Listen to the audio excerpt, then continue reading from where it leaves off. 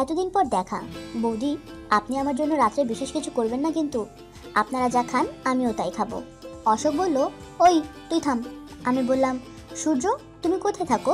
ও বলল, আমি তো বৌদি 1 সপ্তাহের জন্য কলকাতায় এসেছি অফিসের কাজে, থাকি গুয়াহাটিতে, তবে ভাগ্য ভালো হলে সামনের মাসে ট্রান্সফার হচ্ছে কলকাতায়। আমি বললাম, তাহলে তুমি হোটেলে থাকবে নাকি? ও বলল, না বৌদি, একদম ব্যস্ত হবেন না, অফিসের এলাহির গেস্ট হাউস আছে, সব বন্দোবস্ত আছে। আমি বললাম, কোনো চিন্তা নেই, আজ যেতে দিচ্ছি না, চুটিয়ে গল্প করা যাবে, কি বলো? অশোক এবার আমাকে সায় দিয়ে বলল, সে তুমি আমার উপর ছেড়ে দাও, তুমি রান্নার কাজে হাত দাও, আমি ওকে আশপাশে ঘুরে নিয়ে আসি। আমার রূপে সূর্য এক কথাতেই মুগ্ধ হয়ে গেল। এত রূপ সে আগে দেখেনি। আমার মনে কোনো জড়তা নেই, আমার স্বাভাবিক সাবলীল শরীর, কিন্তু আমি যে মানসিকভাবে অসুস্থ সেটা জানার পর সূর্যের মনে কষ্ট হলো। তাস খেলে বাড়ি ফিরতে প্রায় 10:30 বেজে গেল। এদিকে আমি রান্না করে বসে রইলাম। আমার শরীরে কিন্তু বিদ্যুতের মতো আলোড়ন চলতে থাকলো। রেগে গেলে আমার হাত পা যেন কথা বলে, চোখ সপ্রতীক, তীক্ষ্ণ নাক, টানা কার্তিকের ধনুকের মতো ভ্রু, ঠোঁট যেন টুকটুকে লাল, চিবুকের নিচে একটা কালো তিল, সব মিলিয়ে রূপের উন্মাদনায় ঢেলে সাজিয়ে দিয়েছে ভগবান আমাকে। এরপরেও অন্য মেয়েদের দিকে কিভাবে যায় অশোক, সেটা ভগবানই জানে। অনেক কথার পর রাত 12টা বাজলো। আমি আবার 1 মাস পর সূর্যকে নিমন্ত্রণ জানালাম। কলকাতায় আসলে আমাদের এলাকায় ওকে থাকতে হবে, আর রোজ বিকেলে এসে চা খেয়ে যেতে হবে। এটাই ওর প্রতি ছিল আমার আবদার। যাই হোক, সেই যাত্রায় ও আমাদের বাড়ি থেকে ফিরে গুয়াহাটি চলে গেল। ওর একটাই মাসি, উনি কিছু মেয়েদের ছবি দিয়ে একটা চিঠি পাঠিয়েছেন। সূর্যের বিয়ের ব্যাপারে উনি উতলা, মাসি ছাড়া আর উতলার হওয়ার মতো কেউ ছিল না ওর। ক্যালেন্ডার থেকে 5 মাস পেরিয়ে গেছে। শীতের সময় চরম ঠান্ডা। মেয়ের ফটোগুলো যেমন ছিল তেমনই রাখা আছে। সূর্যের এখনো মনে আছে, একবার রাত 12টার সময় একটা ফোনে ওর কাঁচা ঘুম ভেঙে গেল। সেদিন ওর মাসি গত হয়েছে। তার পুত্র পৌত্র সবাই কাতর প্রার্থনা জানিয়েছেন মাসির কাজে ওকে সামিল হবার জন্য। সে রাতে সূর্যের আর ঘুম হলো না। ওর মনটা কেমন যেন বিষাদে ভরে গেল। সূর্য সেই মাসের কোলে পিঠে অনেক সময় কাটিয়েছে ছেলেবেলায়। সেই দিনগুলি মানুষের স্বর্ণালী আবেগ মাখানো কোটি টাকার দিন, যার 10 গুণ দাম দিয়ে সেই খুশি সেই আনন্দ ফিরে পাওয়া যায় না। অরগর ভেঙে পরের দিন অফিসে গিয়ে টেবিলে ব্রাউন রঙের খাম দেখে ওর বুক ধুকপুকিয়ে উঠল।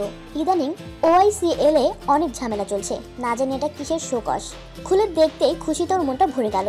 ট্রান্সফার অর্ডার, হয়তো এটা ছিল ওর মাসের আশীর্বাদ। সে এখন ধর্মতলায় অফিসের টেকনো কমার্শিয়াল অফিসার। প্রমোশন, তারপরে অশোকের সঙ্গ পাওয়া ভেবেই ওর মন খুশিতে ভরে গেল। কিন্তু কেউ এরা ওকে ফোন করেনি এতদিন, তাইও ফোন করলো। অশোক দা, আমি সূর্য বলছি, আমি আগামী সপ্তাহে কলকাতায় আসছি। অশোক বলল, তুই কি তোর অফিসের ফ্ল্যাটে থাকবি, না গলফ গ্রিনে আমার বাড়ির পাশে থাকবি? সূর্য বলল, তুমি কি বলো? ও এই কথা জিজ্ঞাসা করতেই খেড়ে গিয়ে অশোক বলল, আমার আশেপাশে না থাকলে তোমার পা কেটে নেব। তোমার জন্য আমি ফ্ল্যাট ভাড়া নিছি। বোকা ছেলে, তাড়াতাড়ি এসো। আর হ্যাঁ, সামনের সপ্তাহে মানিক চলে আসছে, ওর হাওড়ায় কাজ আছে, সে এখানে থাকবে কিছুদিন, চুটিয়ে আড্ডা দেওয়া যাবে, বুঝলি? অশোকের এই কথা শুনে ওর মন খুশিতে ভরে উঠল। মাসের শেষ ইচ্ছা অনুযায়ী 3-4টি মেয়েকে ওকে দেখতে আসতে হবে। বরানগরেও থাকতে হবে 2-3 দিন মাসের শ্রাদ্ধ করার জন্য। সেই কথা ভেবে অফিসকে ডিউটি হ্যান্ড ওভার করে বেরিয়ে পড়ল কলকাতা। ও যথাসময় কলকাতায় এসে হাজির হলো। মেয়ে দেখতে হবে শুনে আমি হেসে লুটিয়ে পড়লাম। ওদিকে লজ্জায় সূর্যের যায় যায় এমন অবস্থা। আমি বললাম, শেষমেশ সূর্য, তুমি এই ধীরে ধীরে মেয়েগুলোকে দেখতে যাবে? ও এবারে একটু তেতে উঠে বলল, কি করব বৌদি, সবাই তো অশোকদার মতো ভাগ্য নিয়ে জন্মায় না। আমি এবার হাসি বন্ধ করে বললাম, তুমি বসো, আমি চা নিয়ে আসি। আমার কিন্তু ব্যাপারটা ভালো লাগলো না। এই বলে আমি চলে গেলাম চা আনতে। একটু পরে আমি চা নিয়ে ফিরে আসলাম। চা খাওয়া শেষ হলো। সকালে এসেই অশোককে নিয়ে ফ্ল্যাটে তুলে দিয়েছে। অফিস কামাই না করে চলে গেল, কিন্তু সূর্যকে আমার কাছে ছেড়ে গেল গ্যাজানোর জন্য। জানি না বাড়াবাড়ি হয়ে গেল কিনা। একটু অস্বস্তি হলেও সূর্য আমাকে বলল, বৌদি আজ যাই, ভীষণ টায়ার্ড লাগছে। আসলে ও আমাকে যতই দেখে ততই মায়ে মুগ্ধ হয়ে যায়। আমার চোখের গভীরতা তাকালে কবি নজরুল বিদ্রোহী না হয়ে প্রেমিকই হতেন বোধ হয়। যাই হোক, ও এবার আমাকে বলল, বৌদি এবার স্নান করে খেয়ে ফ্ল্যাটে গুছিয়ে আমাকে অনেক কাজ করতে হবে। চোখে মুখে তীব্র কঠিন চাহনি নিয়ে আমি ওকে বললাম, আমার কথার অমান্য করলে আমি কিন্তু ভীষণ রেগে যাই। সে কথা অশোক তোমাকে বলেনি? আমার এমন রাগে গলা দেখে ও নিজে হেসে বলল, ঠিক আছে বাবা, ঠিক আছে, কিন্তু আমি ঘুমাতে চললাম, উপরের ঘরে অশোক দেলে ডেকে দিও। আসলে আমি ক্লান্ত, তাই স্নান করেই আমার বাড়িতেই খেয়ে দিয়ে শুয়ে পড়লো। বৌদির হাতের রান্নার পরিতৃপ্তি নিতে ও ছাড়ল না। অশোকের সাথে আড্ডা মেরে দিনগুলি ওর ভালোই কাটছিল। ওদিকে মাসের শ্রাদ্ধ হয়ে গেল। ও অফিস জয়েন করেছে। কলকাতার জীবনযাত্রায় আস্তে আস্তে নিজেকে অভ্যস্ত করে নিতে হচ্ছে ওকে। কাজের চাপেও খুব বেশি আমাদের বাড়ি আসে না, কিন্তু সপ্তাহে ছুটির দিনগুলো আমার হাতের রান্না খেয়ে বেশ তৃপ্তি পায়।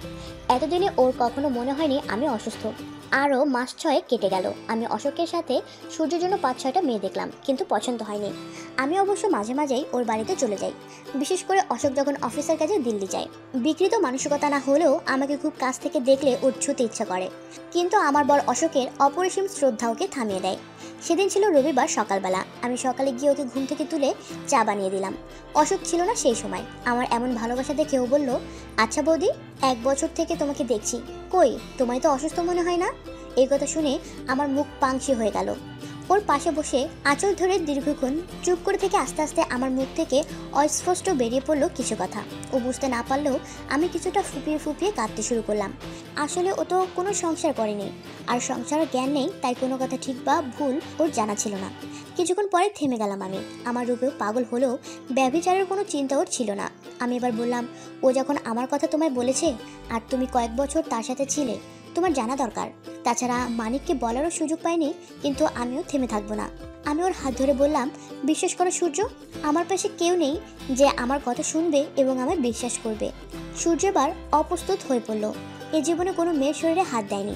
আমি বললাম, বিশ্বাস করো, আমি বন্দি হয়ে পড়ে আছি এখানে। সুজানা নামের ডাইনি ওকে বশ করে রেখেছে। আমার বিয়ের 2 বছর আগে তার সাথে পরিচয়, শারীরিক মেলামেশাও ছিল। সুজানা ফরিদাবাদে থাকে।